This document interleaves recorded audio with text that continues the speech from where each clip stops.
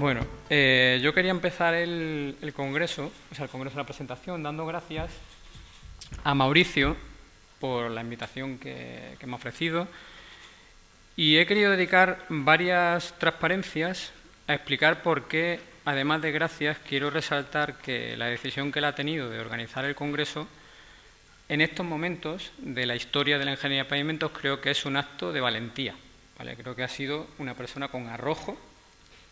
Y quería explicar por qué, no simplemente que parezca que es una opinión, digamos, de amigos, ¿no? He preparado varias referencias a varios documentos que a lo largo de la historia de ingeniería de pavimentos reciente son avances significativos en este campo. Todos conocen ASTO 93, la guía, bueno, ASTO 5860 el ensayo, la versión del 93, que es la que se utiliza en muchos países. Esta guía tiene 4 partes y comienza la parte primera, que ya llama diseño de pavimentos y gestión, principios de diseño de pavimento y gestión.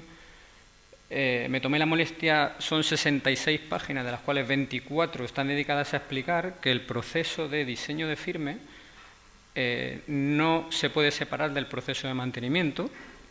No se puede hacer el diseño firme y luego estudiar cuál va a ser el mantenimiento, sino que eso es una visión superada y que hace falta aplicar un concepto de gestión en el diseño, ¿vale? Dedica toda la guía al inicio, varios capítulos para explicar eso. O sea, que el diseño firme no se puede separar, hay que superar conceptos antiguos y no se puede separar de la influencia que tienen los gastos de mantenimiento y su valoración económica. Además, esta guía de todos es conocido, que entiende que el funcionamiento de un pavimento está relacionado con la serviciabilidad, o sea, directamente con la capacidad de proveer una carretera que sirva al usuario, ¿vale? Es el concepto fundamental en el que se basa el diseño firmes en esta guía. Más adelante conoceréis, de hecho es lo que hemos estado hablando todos estos días, los estudios de HDM, en los que para mí la novedad es que de forma analítica se genera un modelo para estudiar el coste total del transporte. Un modelo analítico que nadie había pensado antes, como una forma de sintetizar las distintas relaciones que en distintas presentaciones nos han ido enseñando, desde cómo se genera la rugosidad en una vía y cómo eso luego afecta a los costes de usuario, de forma que el concepto para decidir el sentido o no de una inversión en transporte es el coste total del transporte. Es la gran aportación. Para mí, singularmente, este modelo, esta teorización de todas esas relaciones es un avance pues tan significativo quizá como el modelo de Boussinesq y los modelos multicapa. Es algo que, de hecho, ha tenido luego pocas evoluciones y que vuelvo a insistir en la idea de la gestión y del coste de usuario. Lo que nos encontramos ahora, que es lo que sinceramente a mí me preocupa como gestor y nos debe de preocupar a todos, es la aparición del famoso método MPDG. El método MPDG, que es como el nuevo santo grial de la ingeniería de pavimentos, si uno lo lee despacio, que son muchos volúmenes, encuentra una total falta de referencia al concepto de gestión. Para empezar, se vuelve a separar, vuelve al concepto antiguo que ya ASTO 93 dice que deberíamos de abandonar, que es que se diseña el firme y luego se estudian por otro lado los gastos de conservación. Hay que irse hasta el apéndice C, en uno de los documentos anexos, donde se habla de una forma genérica y muy teórica de los costes de ciclo de vida, pero hasta entonces se reduce a centrar el punto de avance en la ingeniería de pavimentos en la modelización del pavimento en el diseño inicial, sin considerar la importancia que tiene el concepto de gestión. Y lo que es más sorprendente, y esto lo inviten a que lo busquen porque si no, no se van a creer lo que pongo ahí copiado parafraseando directamente la norma, es que en este apéndice C indica que según las últimas investigaciones, las carreteras actuales no alcanzan un nivel de rugosidad suficiente como para que haya costes de usuario. Y, por tanto, no se recomienda que se tenga en consideración en la guía. Esto lo dice el método de PPDG, no lo creamos o no, es la importancia y el valor que este nuevo guión de los futuros congresos e investigaciones de las universidades da al coste de usuario. Choca totalmente con todo lo que hemos estado hablando aquí estos días. Esto es de una importancia supina, porque lo que comentaba antes, todo el mundo sabe la importancia que tiene este tipo de documentos a la hora de marcar las líneas de investigación, las líneas de congresos, las financiaciones de los proyectos de investigación por los estados. Con lo cual, los gestores nos sentimos, digamos, un poco apartados de lo que se considera prioritario. Es verdad que esto es en un contexto concreto de Estados Unidos, pero todos somos conscientes de la influencia que tiene. Cualquiera que no sea solo gestor, sino que esté un poco relacionado con el mundo de los materiales, se dará cuenta de eso. En este contexto es donde aparece la propuesta de Mauricio. Hubiera sido mucho más sencillo generar un congreso sobre MPDG, sobre módulo dinámico, sobre ensayo superpave. Eso estaría como mucho más a la moda. Tú has ido al contrario de la moda. Pero los que estamos aquí y los que no están, que ya algunos han ido, valoramos esa valentía. O sea, y te lo digo con conocimiento de causa. O sea, estar aquí, compartir, sobre todo para los que venimos de fuera, poder compartir con la gente de Brasil, con la gente de Chile, todas las valiosas experiencias que hay en este campo. No es fácil que alguien se atreva a convocar un congreso de ese tipo. Por eso yo te vuelvo a insistir en darte las gracias por esa iniciativa. Y con esto, ya que hablamos del congreso y de que es un punto de encuentro para los gestores, vamos a hablar de mi libro, como decían en España. La historia de SACIR. ¿Vale? SACIR aparece en el año 86. A los 10 años de existencia conseguimos nuestra primera concesión vial aquí en Chile, el proyecto Los Vilos La Serena. Y la última la hemos conseguido hace apenas 2 meses en México, un contrato para el proyecto de rehabilitación de una autopista Pirámides Tulancingo-Pachuca. O sea, son más de 20 años de experiencia no en manejar el HDM4 o en calibrar los modelos, sino en, parafraseando lo que es una concesión, dar un servicio a los ciudadanos a cambio de un pago que recibimos de la Administración. Eso es una realidad. O sea, llevamos más de 20 años haciendo eso. Es allá por 2006, unos años antes, y a raíz de ese primer proyecto, donde se empieza a generar una cultura de la necesidad de tener departamentos especializados en pavimentos dentro de la casa. De hecho, yo entro en la casa con la formación del departamento de firmes de Itinere en el año 2006. O sea, tardamos 10 años en reaccionar, pues a raíz de ver la experiencia y de que el tema es complejo y de que gestionar una infraestructura, como todas las personas que hay aquí, todos los técnicos que hay de una administración, es algo que necesita dedicación exclusiva. Y desde el 2006, bueno, pues hemos ido creciendo. Ahora podemos decir que en toda la red de oficinas de SACIR hay personas que saben qué es el tema del diseño de pavimentos, de la conservación de pavimentos, de la gestión de pavimentos, y que en las oficinas centrales en Madrid hay 9 personas entre SACIR Concesiones y SACIR Construcción dedicadas exclusivamente al departamento de pavimentos. En exclusiva para todos los proyectos, para dar apoyo a todos los proyectos a nivel mundial. Bueno, por resumir, esto simplemente da una idea. En la actualidad, porque ha habido procesos de compra y venta, tenemos 29 concesiones, gestionamos un total de 4.116 kilómetros de red en Italia, Irlanda, España y Portugal, Uruguay, Paraguay, Chile, Perú, Colombia y México, que es la nueva entrada que hemos tenido este año. Como decía antes, nosotros que tenemos que ofrecer una serviciabilidad en unas condiciones de dificultad, por llamarlo de alguna forma. Nosotros tenemos contratos en los que esa serviciabilidad no es un tema que decidimos nosotros, sino que se nos exige.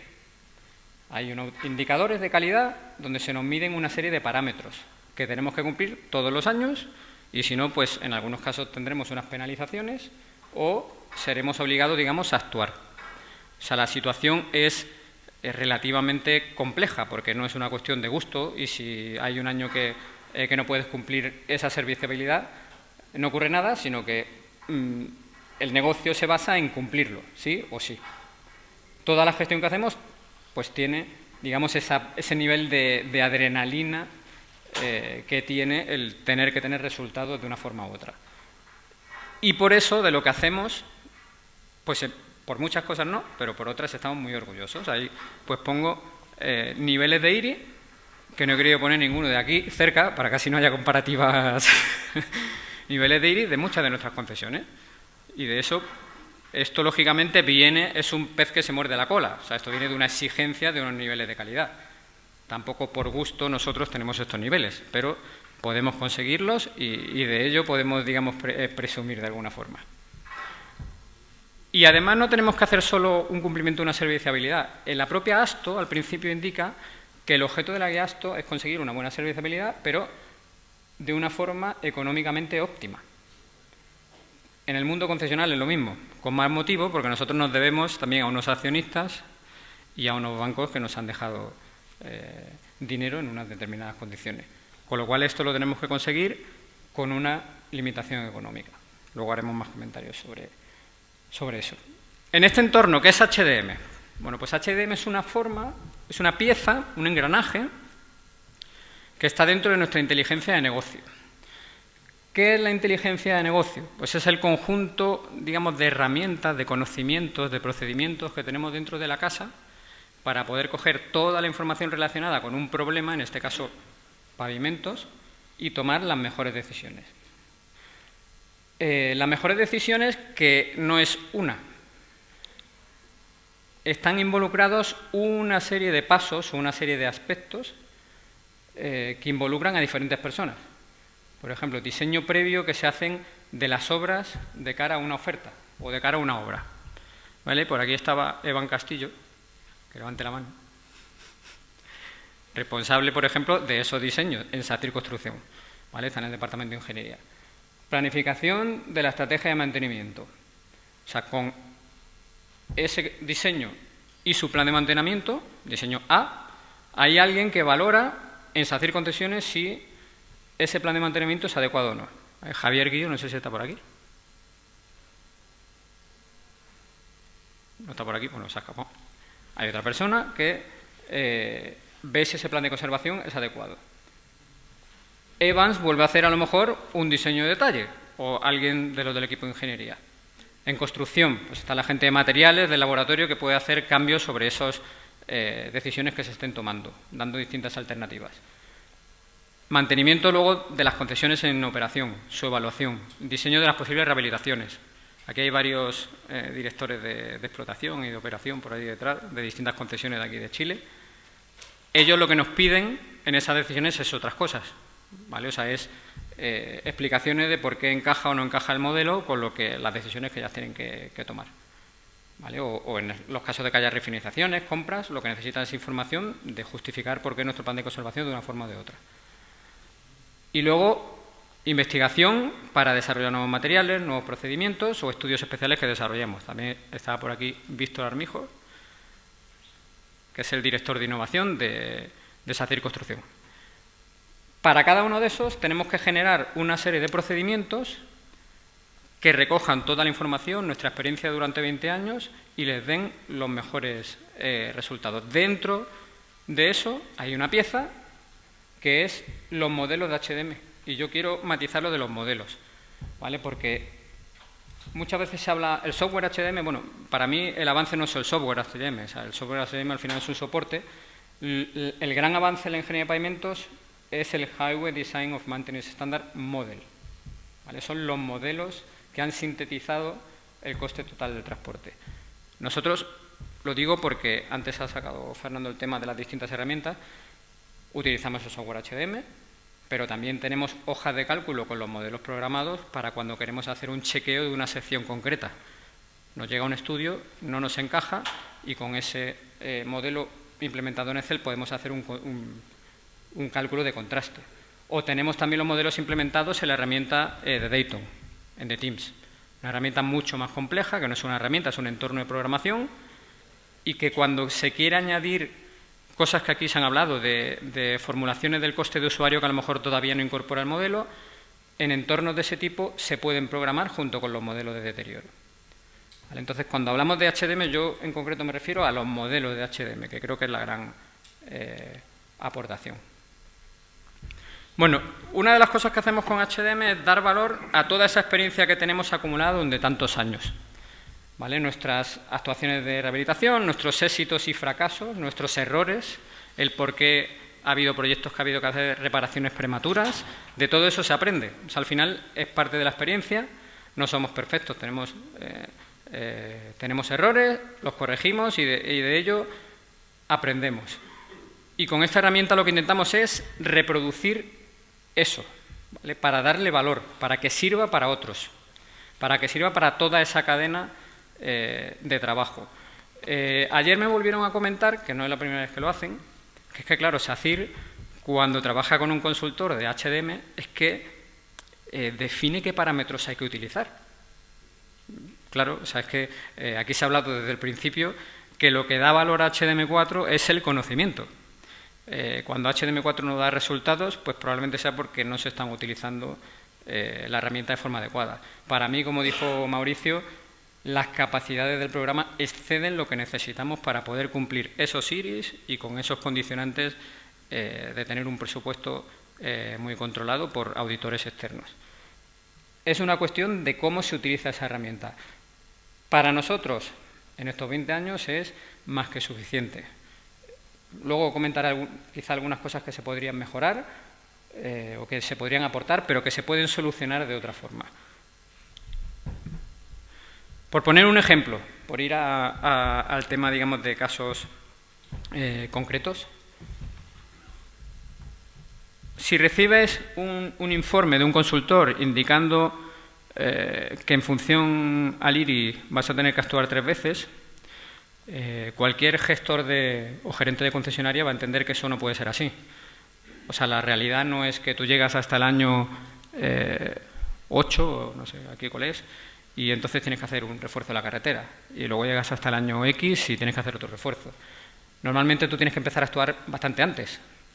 Eso a lo mejor el que utiliza la herramienta pues no lo conoce, pero el que está manejando una concesión y habla con los gerentes y empezamos con modelos de este tipo, te dicen, bueno, pero es que aquí me dicen en el año 8 y ya tengo grietas y tengo que actuar ya y tengo que tener una inversión que no se la dije al banco que la iba a tener. Eso es un tema que se va aprendiendo sobre la marcha. No es un tema de la herramienta, ¿vale? La herramienta dispone, por ejemplo, del gráfico de fisuración. Si uno se va al gráfico de fisuración, se ve que la fisuración empieza a aparecer antes. O sea, que uno puede planificar inversiones anteriores en base a este gráfico de fisuración. ¿De qué fisuración? La fisuración total, la fisuración grave. Ahí ya es el criterio de cada uno. O sea, no es un tema de la herramienta, te dará resultados más próximos a la realidad o con mayor o menor nivel de riesgo en función del conocimiento que tú le metas al programa. Bueno, nos permite, hay algunas cosas que se han repetido, analizar el pasado para definir el presente y predecir el futuro. ¿Qué caracteriza el mundo de las concesiones? En un entorno competitivo. Esto es un plan de conservación. Aquí están los años. Aquí están los distintos tramos de una red de carreteras. Estos son el tipo de actuaciones que se realizan en la puesta en servicio de la autopista o de la carretera. ¿Vale? Nosotros habitualmente la pregunta que nos hacemos es ¿qué tenemos que hacer al inicio de la concesión para llevar la carretera a unos estándares y cuánto tenemos que gastar y cuándo para mantener esos estándares? Normalmente la Administración, el tipo de estudios que hace, que lo que hemos estado viendo es qué ocurre si tengo distintos presupuestos y cómo evoluciona el estado de la red con esos distintos presupuestos. Nosotros tenemos que definir esta actuación inicial, o sea, ¿qué hacemos ahora? Tenemos que definir qué hacemos en el futuro, pero otros también. Cuando yo compito para llevarme un proyecto, tengo que afinar qué voy a hacer aquí y qué voy a hacer en la conservación para poder ser adjudicatario de ese proyecto. Pero yo no puedo hacer una locura, porque si el proyecto te lo adjudican, lo primero que se hace, que a lo mejor pensáis, no, pues la Administración, no, lo primero que se hace es que tienes que ir al banco a pedir dinero. Entonces el banco contrata a un auditor externo y entonces revisa qué has propuesto como actuación inicial y qué has propuesto como plan de mantenimiento. O sea que el HDM, la herramienta que nosotros utilizamos y las decisiones que tomamos están muy marcadas por ese entorno competitivo. Si no ganas la oferta también, porque entonces ya se encarga el CEO de venir y comparar tu oferta con la de otro y decirte, oye, ¿por qué ellos tienen menos costo de mantenimiento que nosotros? O sea que aquí la ganes o la pierdas siempre es un entorno competitivo para las decisiones que tomamos. Insisto en la idea de que este tipo de decisiones tan complejas, para nosotros, HDM, los modelos son una herramienta muy valiosa y suficientemente detallada, mejorable, por supuesto, como todo. Bueno, al final lo que intentamos con la utilización de estos modelos es mezclar un conocimiento externo, unos estudios que ya tienen, digamos, muchos años, que por supuesto la intención es cada vez se ajusten más a la realidad, pero que yo creo que tienen suficiente grado de detalle. Los estudios, digamos, de Morishuk, los estudios de Patterson, los estudios posteriores de ISO-HDM, con las aportaciones de Chris Bennett, de Mike Riley. Yo creo que todo eso no es una cuestión, digamos, que podamos superar simplemente con hacer 2 mediciones de IRI. Yo creo que son estudios muy contundentes. En muchos ambientes hay que recordar que el modelo de fisuración prácticamente es el mismo, de HDM3 a HDM4, y que al pasar a HDM4 se volvió a recalibrar con los tramos LTPP. Y no se variaron prácticamente los coeficientes. Prácticamente solo el de IRI ambiental se cambió en algunas zonas porque era demasiado agresivo y pocas más variaciones hubo. O sea que eso no se puede, digamos, superar así. Yo invitaría al que no lo haya hecho que leyéndose el estudio de modelos del HDM3 de fisuración entenderá que para poder hacer una calibración que pueda ser comparable a lo riguroso que fue aquel estudio, hace falta un estudio mucho más profundo de lo que muchas veces hacemos. Con toda la buena intención que tengamos lo que hacemos y con la admiración con la que yo, por ejemplo, veo los procesos que se han hecho aquí en Chile o en Brasil, que al final para mí son los países pioneros en ese tipo de estudios. Bueno, esto nos da al final una posición que nosotros consideramos privilegiada, que pensamos que nos da mucha ventaja en el mercado. Este conocimiento, este equipo, porque al final es un equipo de gente que cada uno tiene una posición en este engranaje, que una parte es el HDM, pero que hay piezas que todas giran y están relacionadas unas con otras. O sea, yo no tomo las decisiones como responsable del departamento de firmes y las sigue todo el mundo al pie de la letra. O sea, todo el mundo de la cadena entra en discusión, hasta el gerente de la concesión, hasta el que está preparando la oferta en ingeniería en construcción. Hay un engranaje en la que cada uno sabe su parte, todo el mundo conoce qué son los planes de conservación y en los que prácticamente somos ya prisioneros de esa filosofía de trabajar. O sea, yo me podría ir, llegaría otro y si quisiera hacer las cosas por su cuenta no podría, porque hay tal trabazón ahora mismo en las piezas que eso significa una ventaja de seguridad también, ¿vale? De analizar nuevas estrategias en muchas de las concesiones, de estabilidad en el negocio, ¿vale? Nuestro negocio eso da estabilidad. Todo el mundo ahora mismo, lógicamente todo es mejorable, cometemos errores, pero tiene una cierta tranquilidad de que los planes de conservación que se hacen están basados en un conocimiento de años. Y eso también muchas veces se agradece, el tener tranquilidad. Bueno, otro aspecto. El primero que quiero destacar era ese, o sea que al final es el know-how de la empresa, la inteligencia de negocio formada por muchas personas y muchos años de experiencia la que da valor a esa herramienta. El segundo, que es un concepto simplemente que quería comentar porque es muy propio del mundo de las concesiones, es que al final se entiende que el HDM es una herramienta de evaluación de riesgos por parte de los concesionarios y por parte de los inversores, ¿vale? Dentro de una concesión, poniendo la fase de construcción, de inicio y de funcionamiento, esto es un gráfico de una publicación del Banco Mundial, al principio hay pues, riesgo de construcción, geotécnicos y financieros, de retraso de obra, de refinanciación o el ramp-up del tráfico, el inicio del tráfico es el principio. Donde aparece HDM es en el riesgo de cumplir los estándares de calidad. No solo para nosotros, sino para cuando, por ejemplo, viene un inversor. O al contrario, cuando nosotros vamos a adquirir una nueva concesión, un activo nuevo, utilizamos esta herramienta para valorar ese riesgo.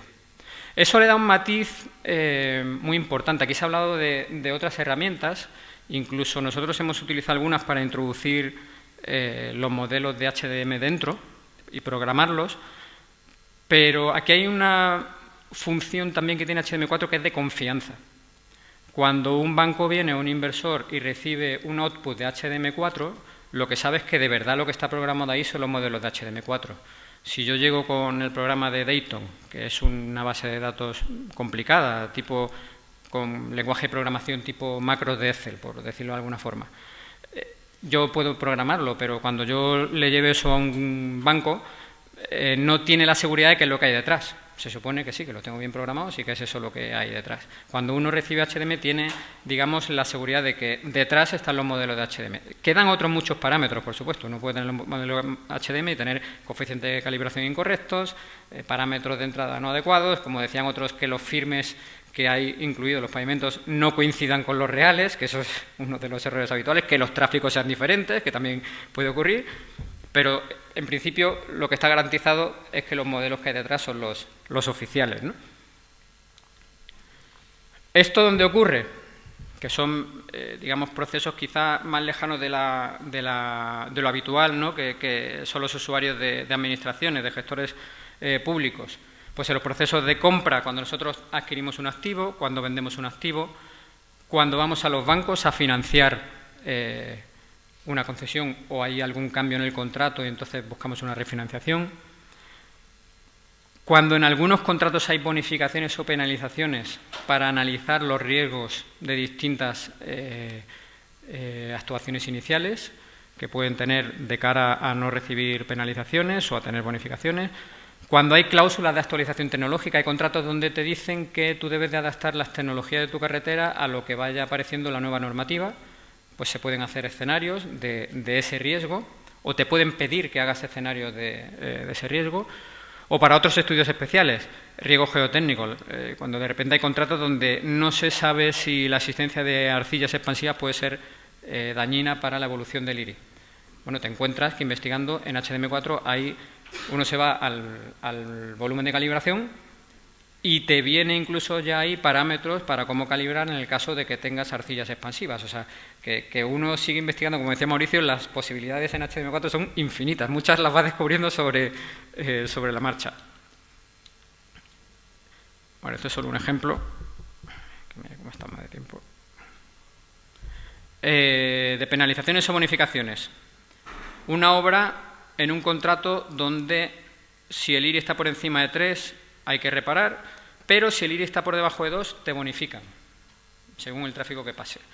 Y al acabar la obra, pues hay una serie de tramos que acaban con un IRI de 2,3.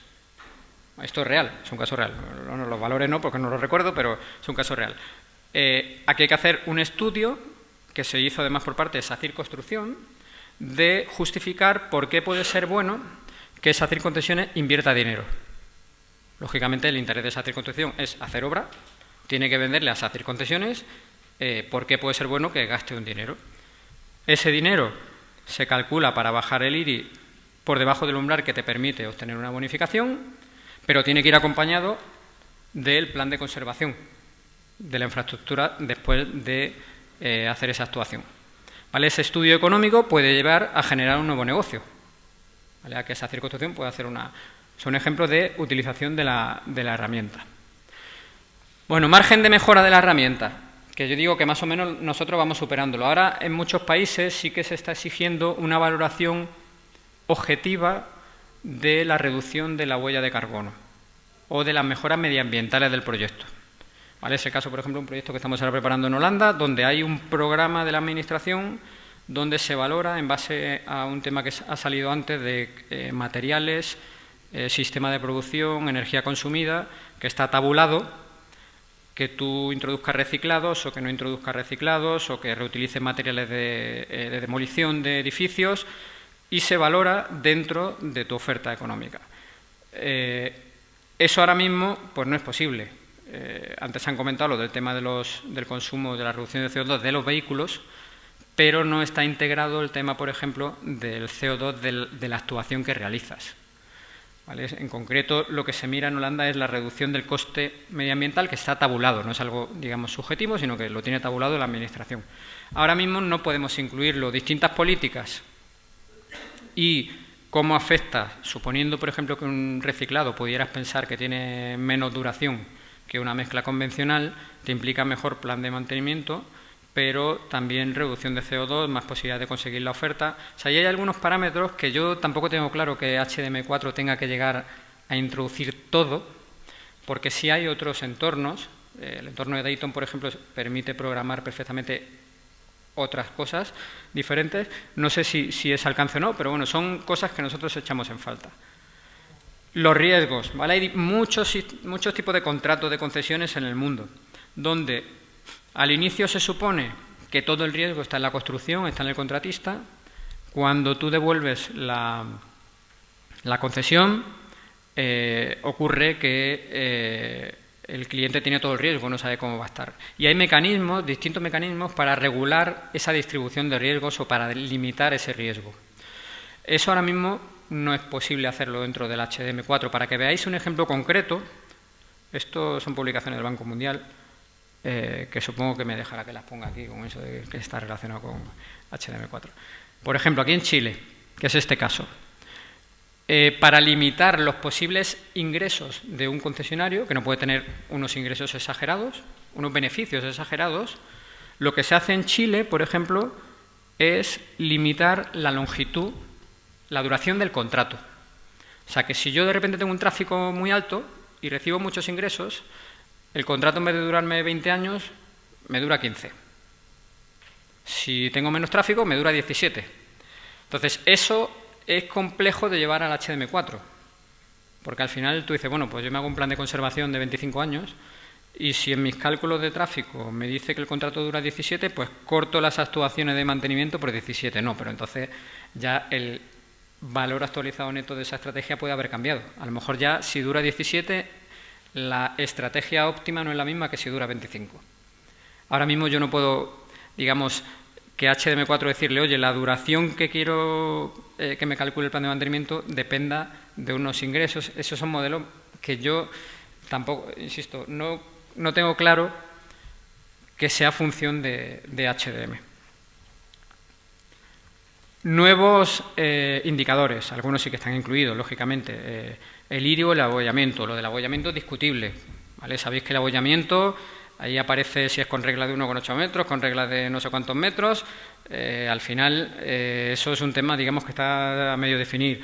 El tema de control de deflectometría. Hay algunos contratos donde te piden que mantengas las deflexiones por debajo de un determinado nivel. En HDM4 no hay una evolución de las deflexiones. Podrías considerar la evolución del número estructural y fuera del programa convertirlo a deflexiones, pero bueno, no viene dentro. Quizás sea un parámetro que ahora se haya puesto en muchos contratos y quizá se podría incluir.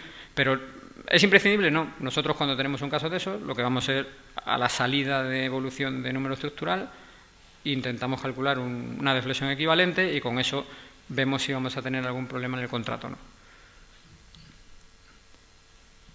Data mining, que también se llega ahora, pero eso es un tema yo creo más de herramientas externas. No se pierdan, si alguien tiene posibilidad, de ver la gestión de datos que tiene Ícaro, porque yo no conozco otra igual en el mundo, ¿eh? O sea, en eso hay que reconocer que Ícaro, en cuanto a generación de tramos homogéneos, tramificación de carretera, poder cruzar una información con otra, que todos los que nos dedicamos a gestión lo hemos tenido que hacer, no conozco, digamos, otra empresa que haya hecho los esfuerzos que ha hecho y sobre todo con la aplicación práctica, porque en el caso de Fernando siempre ha tenido un equipo que ha sido el primero que ha mejorado la herramienta. Con lo cual yo no sé si se ha traído la demo Fernando, pero desde luego es una cosa que merece la pena verlo. Bueno, y volviendo otra vez al inicio, pues dar gracias de nuevo a esta oportunidad de compartir con gente que sabe tanto de este tema.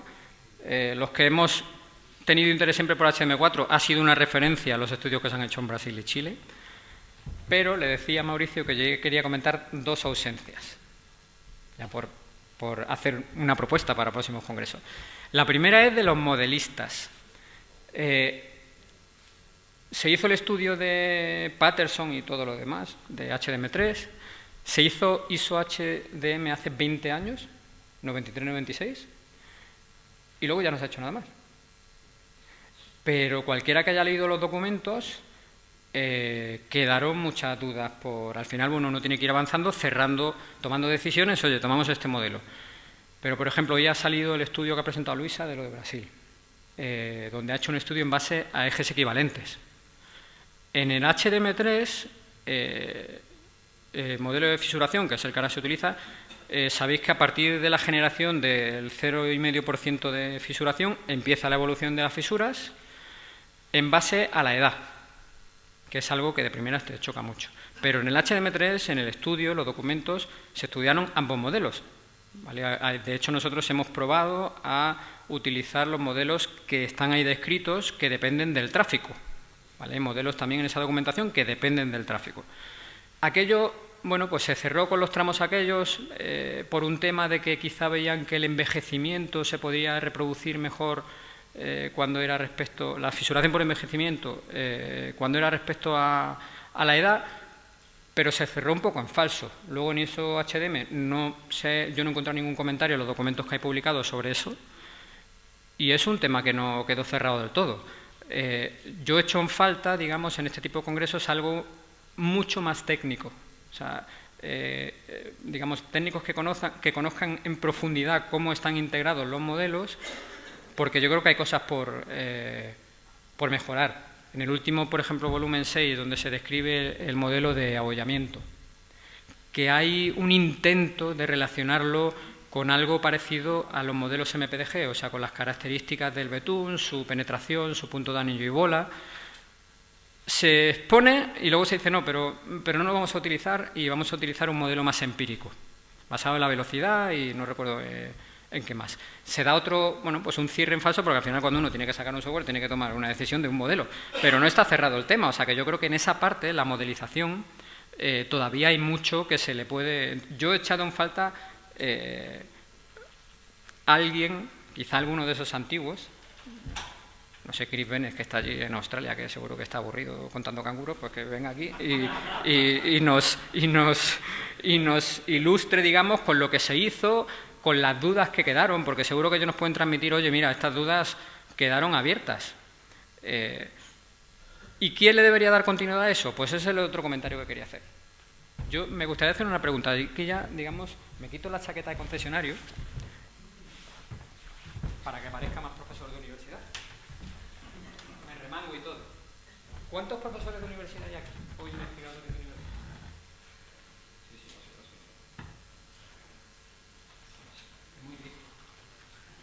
Yo creo que la universidad tiene la tentación... Sí, la universidad tiene la tentación del MPDG, porque ellos están en sus laboratorios, están con sus equipos de ensayo y de eso nos pueden dar muchas lecciones. Pero yo creo, yo cuando he visto todas estas calibraciones he echado algo en menos, que es método científico. Yo creo que sí que nos pueden aportar mucho en cómo hay que hacer una calibración, en cómo hay, lo que hablamos antes, cómo saber... Hay un volumen que habla de cómo hacer la calibración, pero, por ejemplo, no se habla de cuándo hay que hacer la calibración. O sea, nosotros partimos, por ejemplo, aquí en Chile, de las calibraciones que hace Belida. Luego ya hacemos nuestros ajustes a las ocultaciones que hacemos, pero partimos de eso. Pero, ¿por qué es necesaria una calibración? O sea, ¿qué país o qué concesionario se debe plantear hacer una calibración? Yo creo que ahí he hecho en falta... ni los concesionarios, pienso, esto lo digo con toda la humildad del mundo, creo que ni los concesionarios ni los ministerios de obras públicas son los indicados para esa rigurosidad. Y yo he hecho en falta las universidades. O sea, me preocupa que entre los universitarios, no de aquí, no hablo solo de Chile, el tema preponderante sea lo que he dicho antes, los módulos dinámicos, el SuperPave, pero la gestión no está de moda. Y eso para mí es algo preocupante, porque es verdad que las universidades pues, en muchos casos pueden ir a temas muy teóricos, pero salvo algún caso aventajado, como es el caso de Gerardo Flint, que dispone de un equipo acelerado para ensayar pavimentos a escala real, se reducen a laboratorio y es su entorno de comodidad.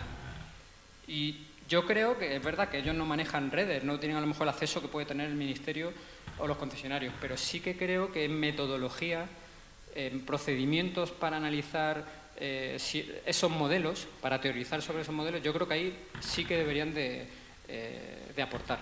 Esa era la otra digamos, petición que quería hacer. Hay casos excepcionales, porque Hernán, por ejemplo, Hernán y Solminias, pues sí que, aparte de que tiene un concepto de los concesionarios de que somos buenos para la sociedad, eso es de agradecer, no es esa fama de que vamos a quitar dinero, a quitar la plata a los paraguayos, a los uruguayos, a poner peaje donde antes no había. Cumplimos una función social también, mejor o peor, pero la cumplimos. Y nada, eso era todo lo que quería compartir con vosotros. Muchas gracias, Maricel.